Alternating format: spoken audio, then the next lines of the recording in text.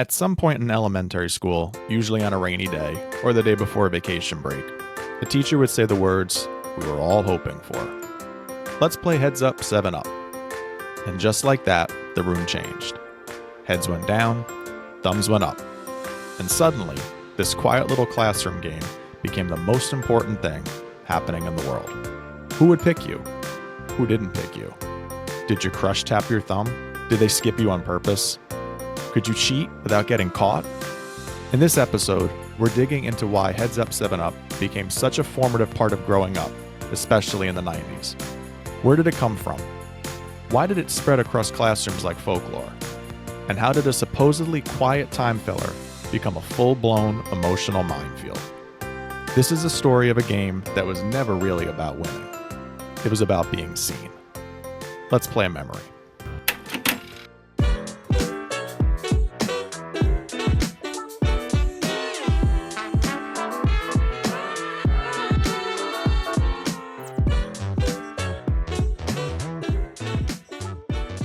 So Steve, before we even get into this, I have to call out something.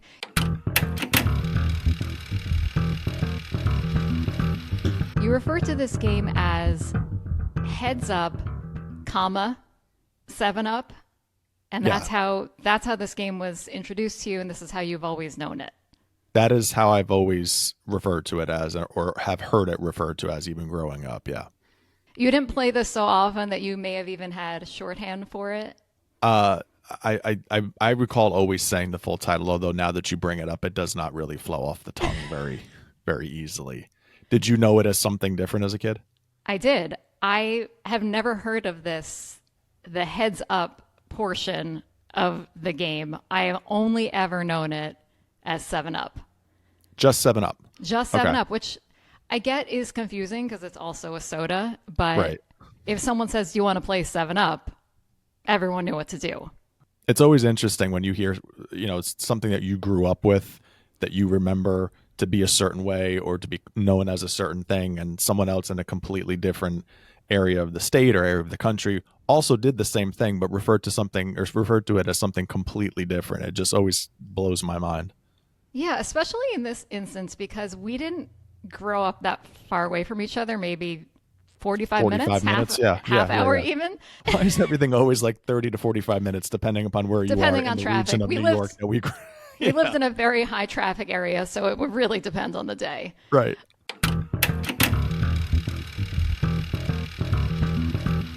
The big example of this I think of is we grew up calling soda, the fizzy, sugary drink, and then there are other parts of the country that called it pop. Right.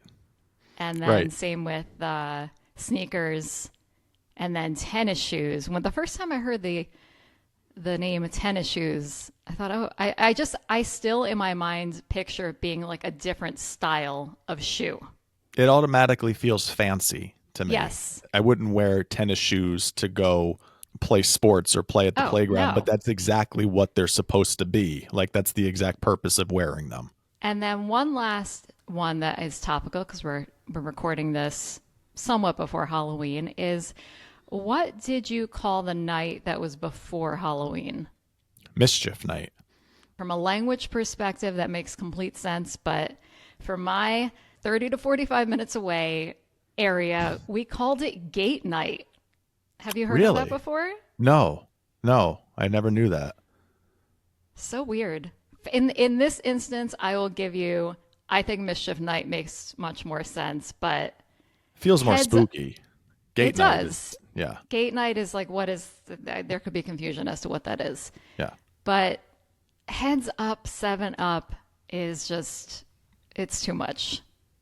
Well, whatever you knew it as, we can all agree upon how much it definitely captivated an elementary audience, certainly in the time period that we grew up. And I think I was interested to sort of dive in and try to get at the origins of where this game actually came from.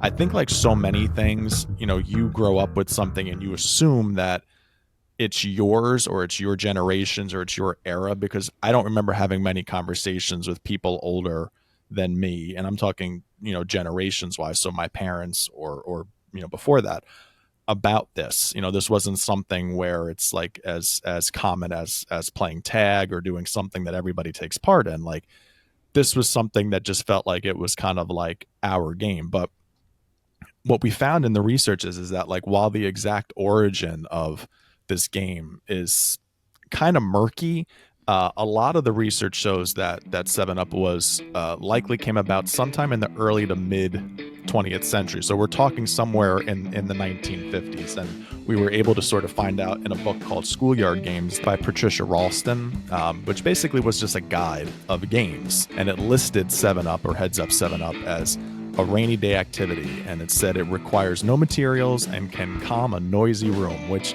I love the visual of that. Like, I love I love a teacher just being so at the end of their rope and just being like, all right, forget it, we're playing Seven Up. And it did kind of always feel that way. It felt like that's when they brought the game out. Like, it wasn't, I don't know for you if it was different, but for my memory, it was never anything that was, we had a scheduled time, like we always played this on Fridays or we always played this at the end of the year. It felt like one of these like last minute, like, let's just do this because we have 15 minutes to fill. And I think that that's probably the beauty of this person who invented it, if we can call it that. I imagine that it was created in a moment of despair.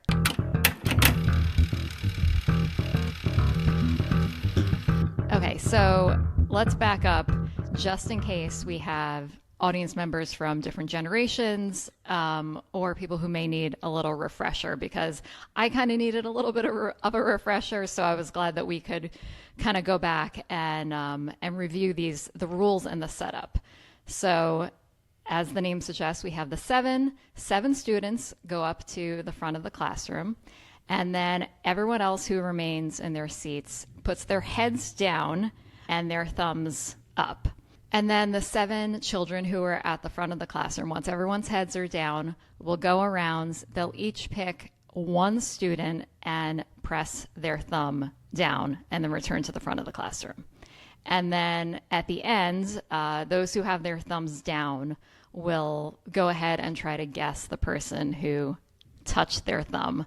And then if you guess correctly, then you get to be one of the students who go up to the front of the classroom and be one of the 7, and then that student would sit down. But if the student was not able to correctly guess that you were the one who put their thumb down, they get to stay up and play the next round.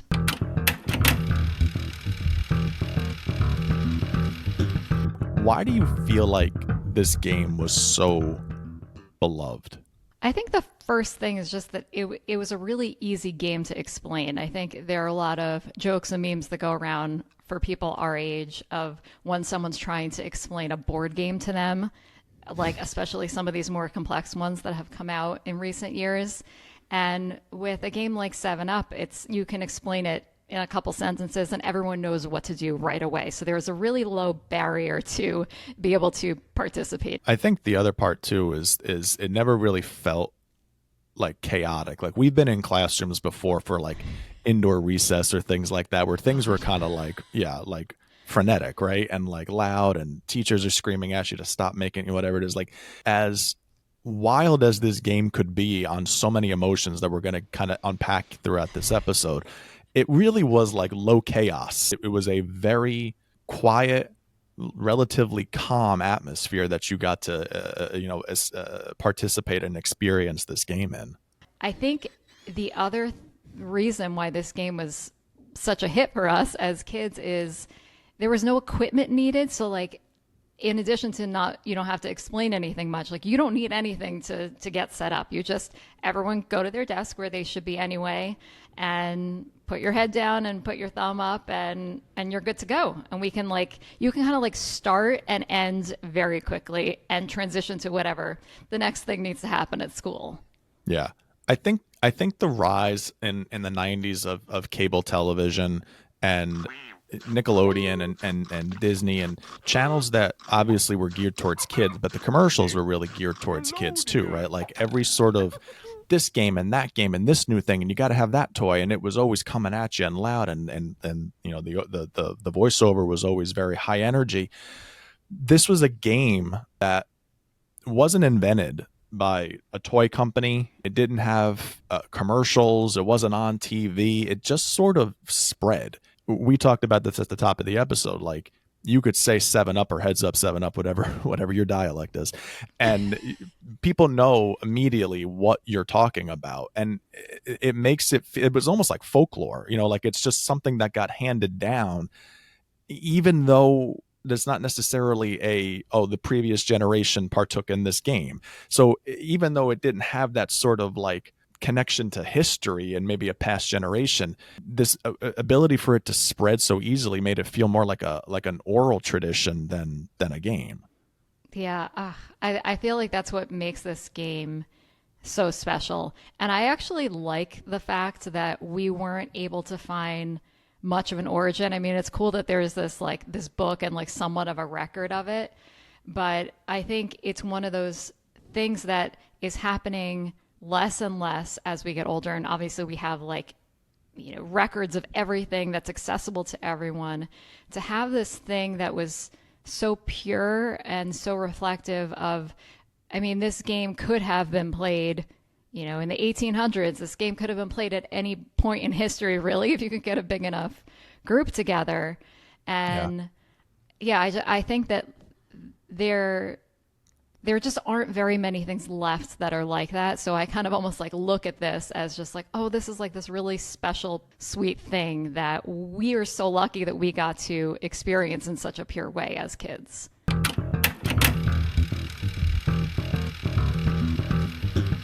There were a lot of social rules that I think were a part of the game that were out there, but also in disguise, right? Like the game was this simulation of mystery, attention, popularity, right? Like maybe you were picked because you skewed more popular, or maybe you didn't. Like maybe it didn't go that way, right? But like it felt like when you were getting chosen, and it meant you were noticed. It felt like you were somebody that people knew who you were. And if you were a kid that questioned that, or didn't know if you fit in or whatever it is, like if your finger got tapped, it felt like, okay, like people know who I am. And we all can debate the merits of dopamine and all these other things that we've kind of come to love and hate as we've gotten older here, but I think that goes a long way to acceptance in a school society. Yeah, I mean, I think that kind of ties into this being like a primitive kind of game. Obviously, when we were kids, we didn't realize these kind of emotional, psychological undertones. But really, I mean, there is a lot to unpack, and we will get more into it. But just this notion of kids left to their own devices, really with not a ton of structure to this game. What is making kids make certain decisions? I think that was part of the fun of like trying to guess or guess correctly, because there was this mix of logic, right? Like who are the seven that are up there? Mm-hmm. Intuition, like you're trying to sort of like, okay, I've slapped fives with this kid before. I know what the hand feels like, right? He's like safe. Or she's safe, yeah. Right. And like just general social awareness, who's in that group, who would be likely to so you're almost learning like reasoning and things like that at an early age. That is a skill that is largely what being an adult is all about. Obviously there's like the who's picking who aspect of it, but it's also how are people choosing to play this game? Are they walking heavy? Are they walking lightly? Are they stalling to pick me? Are they avoiding me? And then, like, what do people smell like? Which I feel like that's a whole other thing. Your senses, your other senses were like heightened at that point in time when your head was down, for sure. I have a memory of playing this game much more often in religion class than I do in elementary school. And it's not that we didn't play it in elementary school, but I just remember playing it more frequently in religion class. And I also have a memory of this one particular girl in class her, I don't know if I should say her name, but um, Just do it. well, her I'll name bleep it. was I'll bleep it okay. out. Her name was, and I just have this memory of playing this game and having my head down and my thumb up, and then you feel that you feel the hand come in. Hand always used to be very like sticky palms, like sweaty Oh. palms. So like I can remember like having my head down and then like the hand would come over and like touch my thumb and I'm like, that's like, like you just knew who it was. So like your senses in this game, because you know your eyes are down basically and you can't, like, everything else was just so heightened that like you were able to use logic and deduce in some cases to try to guess who chose you. It's also it's so interesting to me that you now know this like somewhat intimate thing about this person who, but like you're never discussing it. I could never go around and just be like, oh my God, she's got really sweaty palms. But it's something that I often wonder now, like Does she still have sweaty palms? 30 years later, like, does she still have sweaty palms? All right, so this is so weird. I never expected you to bring up a girl in this scenario, talking about like maybe smells. For me, when I think about this game, I think of like maybe second, third, and fourth grade. And I have three sisters. I don't have any brothers. And I don't feel like I got a ton of exposure to like just boys in general. But when you have to start changing for gym, I think I had a really hard time understanding why. Because like I didn't understand the idea of like running around or getting sweaty. Like it didn't. I Yeah, hadn't learned that that's yet. so interesting. Okay. So when I think about this game and people smelling, I'm thinking about like this is the first time I like learned that like boys would run around during recess and get sweaty and then they would smell and I was like, what is this? Yeah. We had to live with that for the entire day. I mean, if we had gym like second period or first period, like that's a solid 6.5 hours of just pure Yeah. teen body odor. Like just not great. Not great. Yeah. And I mean, and obviously it was worse when we got older and we didn't have to start changing for gym until middle school, but it Yeah. didn't mean that the boys weren't sweating and like in third grade. They still were and they were still Right. smelling that. Right. Right. We did do that. Yes.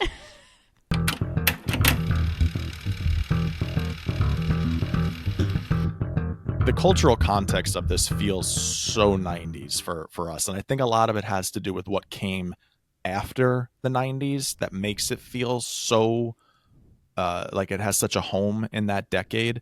Because, the 90s, I feel like were the height of classroom games. There were no devices in our elementary classrooms, like and very few, if any. There certainly were no phones, much fewer screens. We're not counting overhead projectors as a screen in this case. So Yeah. like there really weren't these distractions and these things where your attention was just sort of taken. Like you would be playing a game or doing an activity that was very much with somebody else or in a group or by yourself, but it was not an electronic based activity. I think back on so many of my experiences in elementary school, whether it was with indoor recess or whether it was in your classroom during instruction. And a lot of what I remember is doing an activity with other people, whether you were reading in a group or paper football tournament for months anytime we had indoor recess, so much so that like we were kind of hoping we were going to be inside because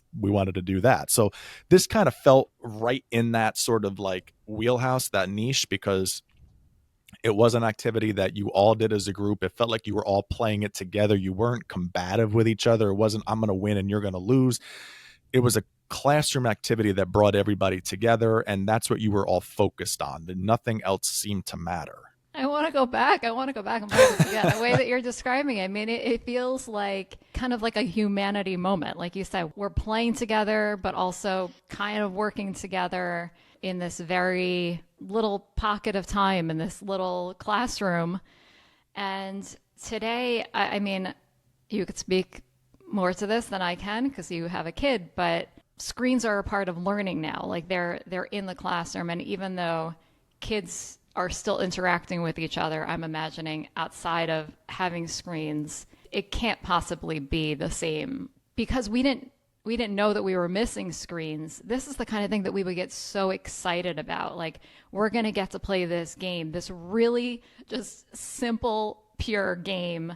And now I imagine if someone presented this to a kid, they would be like, oh, why can't we do this other thing that's on a screen instead? I know. I think that's probably likely, and I agree. I think you stumbled upon something that's really important there about not knowing that we were missing something, and I think that's part of being present. There is revisionist history here. I think as you get older in life, because you see what life looks like you have nieces and nephews, and like you said, I have a son, and like you look at what life is like for kids, and every generation's always going to say, well, when I was a kid, this is what we did, and it was so much better than what you have now. And our generation, the present generation for kids right now, is going to grow up and they're going to say the same thing. I look at it as a line of demarcation only because we have seen in our country's history revolutions, the industrial revolution, and many other advances in society. But the line of demarcation, I think, for the digital revolution, where so much changed so quickly and in so many pockets of our life, like it wasn't just going from radio to television, right? It was going from, now everybody's got an information system in their pocket. You kind of lose some of the simplicities, so to speak, of what you remember growing up with. And be that being one reason why it stuck, there were a lot of emotional stakes at play for this game. Like the stakes were high. There was silence. Like, you try to get a group of 20 kids silent, like to not say anything, like, I mean, good luck. And so there was the silence, there was the guessing, there was the group reveal at the end when everyone's lined up against the blackboard and you're trying to pick your lineup. And there's a lot of things that I feel like played on a lot of social cues and socialization traits that really brought all of this together in a really melodic, delicious kind of way.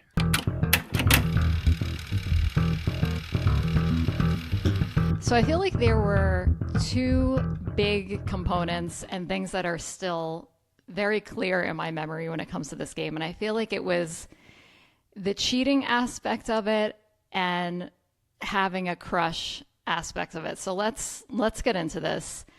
First, let's talk about the cheating. In my mind, there's really only one way to cheat at this, which is you put your head down and you kind of You're looking scoot through the crux of your arm, yeah, basically. if you're not Yeah. watching on video, I'm looking through the kind of the bend of my elbow, and if you slide over a little bit on across your desk, you can keep your eyes on the floor and kind of see who's walking by. Now, this wasn't like a foolproof thing because lots of people coming through walking by, and if someone was really good at playing this game as a picker, you could be standing next to someone's desk and then, like, if you have a long enough arm, like kind of like reach across and tap someone else going undetected. But I would love to know, Steve, did you cheat at this game? Every time. Every time.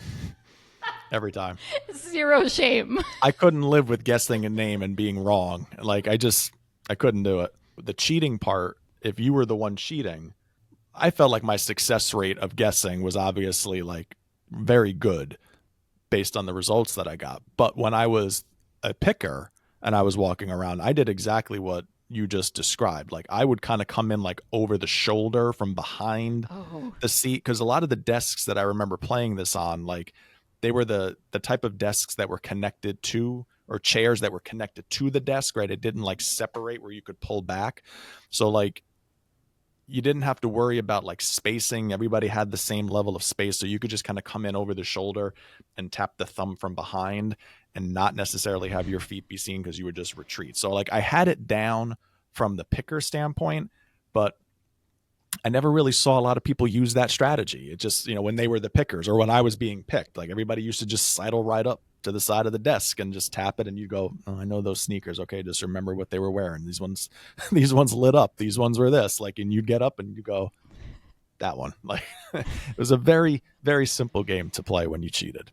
Yeah. Not everyone was as intellectually advanced as you were at age 8. I mean, I first of all, thank you for saying that. But it was just I can't lose. Like I did not want to swing and miss on my pick. That's Okay. basically what it came. Did you cheat? All right. So this is my memory of There's a cheating. story. And not that it's a story, but I do feel like this kind of speaks to who I still am today. I do remember peeking under my arm, but I think it was more from a standpoint of being curious than I don't know. This is definitely still who I am. I think that even if I knew, I probably felt guilty that I cheated and therefore would like throw the game, like not use that information to benefit me Yeah, because I felt bad. that's fair. That's a fair assessment of where you are. Because I'm thinking the same thing. Like, if I don't want to do something as an adult, I am not going to do it. And the more you want me to do it, the more suspicious I am. So, Yeah. like, it fits what like doing that behavior as a child for sure. Yeah, it all stays with you. And whereas you, I feel like you still like you have much more of a drive to win than I do. So that this all checks out. Yes, and if there's a corner to be cut, I will find that corner. I will cut You're like that corner. it's just strategy. And then there was like there's the cheating part of this, right? But we talked a little bit about this at the top. There's also the crush part of this, which I Oh, find to be much more compelling.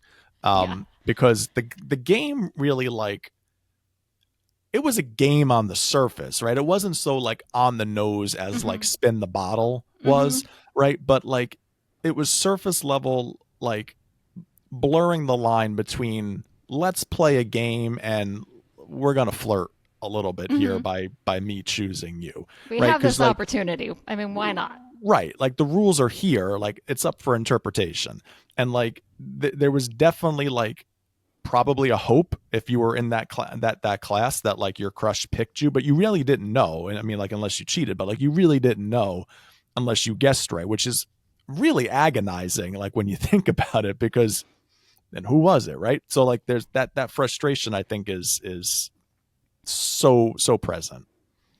Okay, so how did you play this? If you were the picker, were you picking your crush? No, I was too afraid.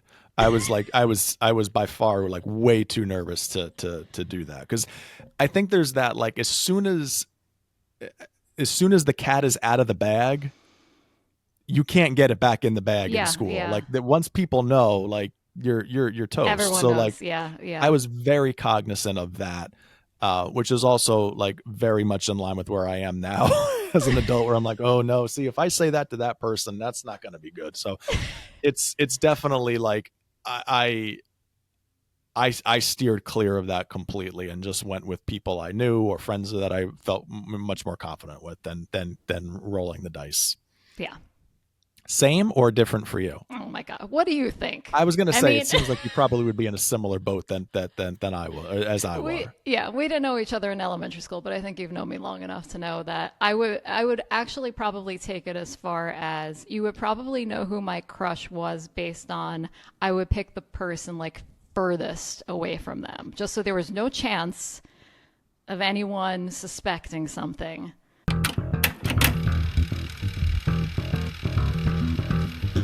When you think about it, like as much as this game was part of the fabric of our childhood and largely remembered as something enjoyable, it was an emotional roller coaster and an emotional like test lab, right? It's like Mm-hmm. it's a preview really of all of the like ambiguous and complex and high stakes social scenarios that we have found ourselves in as we like grew on in life and certainly find ourselves as adults now. Maybe we're just kind of stumbling on like where all of our anxiety came from. It really was this at the core. It was 7 Up that did this to us. Well, also you know, just based on these two little examples of like cheating and the crushes is like it really speaks to how little we change. Like who we are as kids is who we stay as adults, Yeah. which is kind of fun. It would be such a social experiment. I'm surprised there hasn't been one of these. I don't know. I feel like Fox has so many of these shows where they have like a group of people.